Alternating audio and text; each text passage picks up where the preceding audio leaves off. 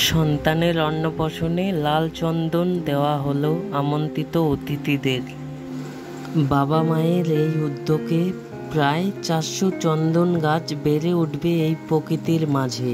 আর এটা বাস্তব, এই মুহূর্তে বৃক্ষরোপণ খুবই গুরুত্বপূর্ণ একটি উদ্যোগ।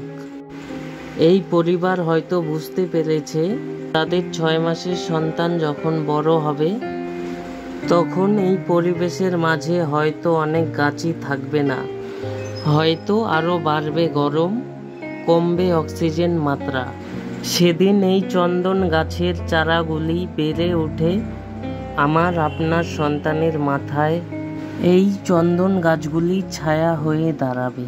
আমরা সোশ্যাল মিডিয়ার জামানায় অনেক কিছুই তো ভাইরাল করি, আসুন না এবার এই উদ্যোগটাকেই ভাইরাল করি।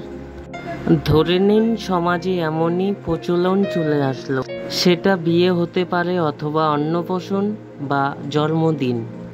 এমনকি আপনি আপনার পূর্বপুরুষকে স্মরণ করেও গাছ বিতরণ করতে পারেন। এমন উদ্যোগ যদি একটা পাড়ায় 1 বছরের মধ্যে একজনও নেয় তাও অনেকটা পৃথিবীর ভালো হবে। তারা তাদের সন্তানের অন্নপ্রাশনকে স্মরণীয় করে রাখতে চায়। ঝাড়গ্রাম গোপীবল্লভপুর 2 নম্বর ওয়ার্ডের বাসিন্দা দেবদাস কর, তিনি একজন মিষ্টান্ন ব্যবসায়ী। তিনি তার সন্তানের অন্নপ্রাশনে প্রায় 400 লোকের হাতে এই চন্দন গাছ তুলে দিয়েছেন। আসুন আমরাও আমাদের প্রতিটি অনুষ্ঠানে এমনই প্রচলন চালু করি। গাছের চারা দান করার মাধ্যমেই সেই দিনটাকে স্মরণীয় করে রাখি।